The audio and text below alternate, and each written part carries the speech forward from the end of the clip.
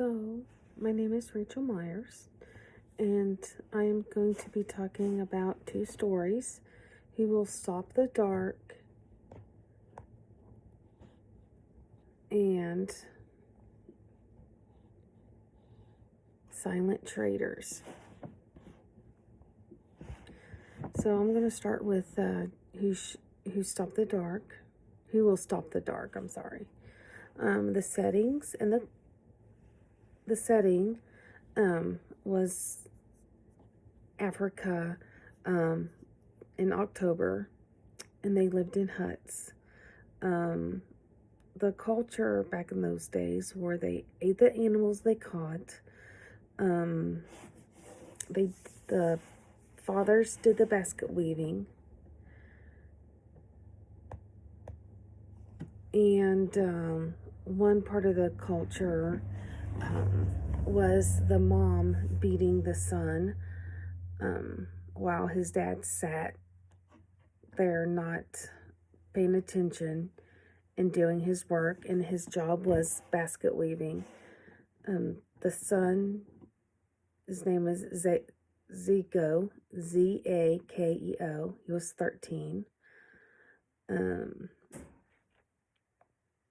The character was the son, 13, the father, the mother, and the grandfather.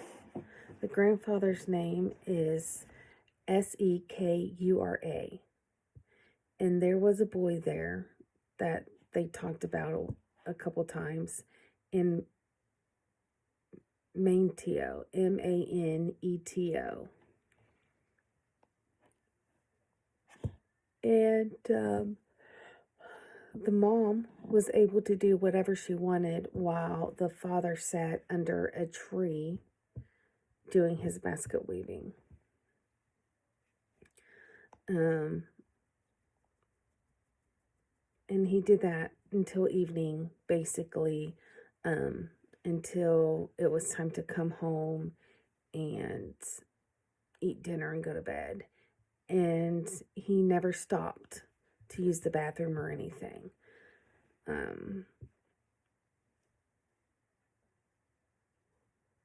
The grandfather helped the little boy, his grandson, Zakeo, and he confided in his grandfather about his mom and about just normal things, and he didn't like going to school. The grandfather taught him how to hunt and snag fish and frogs and everything like that. Basically,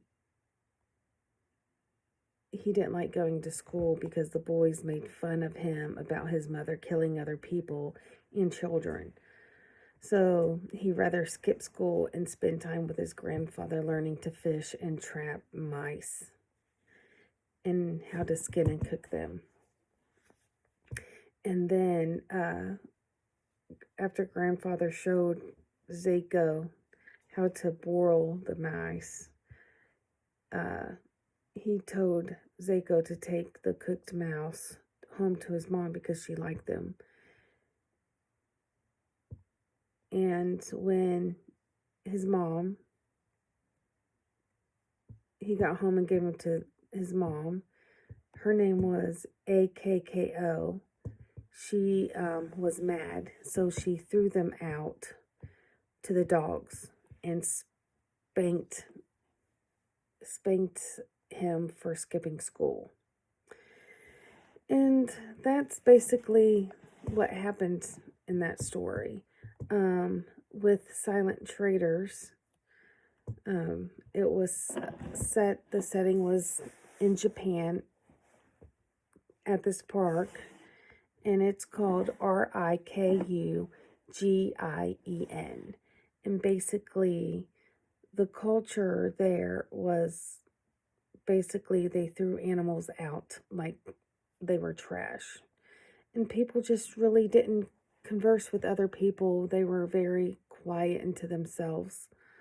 The characters was the mom and dad, The dad died when the daughter was very young. So she grew up in a single household with just a mom and a sister and a brother. Her brother passed away in February from pneumonia, and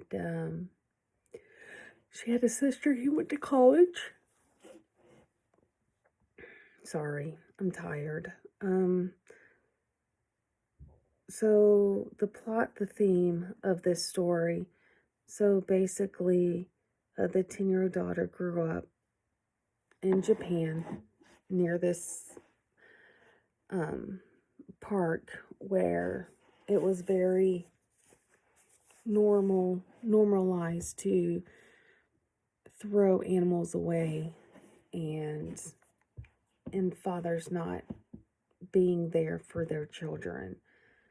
So the mother of these children, who was the 10-year-old at the beginning of the story, she had a little girl and a baby with this man. They never said his name. And she was fed up at one point in the story and called him and said, let's take a train ride so you can get to know the kids. And the kids were bashful, hung onto their mom's skirt tail. The dad didn't say nothing to the kids, and the little girl and the baby didn't say anything to him back. And so the girls didn't know their father, and the father didn't know them. To them, he was just a man. So the time the train ride was over and they went their separate ways, as the mom and the little kids were going their separate ways, she basically, to me, felt like it was the dad being in this park and throwing his kids out like they were trash because he didn't want nothing to do with them. He had nothing to say to them, no hugging on them, no loving on them, nothing. So, yeah, so she was just really sad. And when she was 10 years old, her mom, they had a dog, and the dog was getting on the mom's nerves, and she took him to this park and threw him over the big fence and threw him out like trash. And that's how her as an adult felt like her daughter's father was treating them. And yeah, it was a pretty sad story.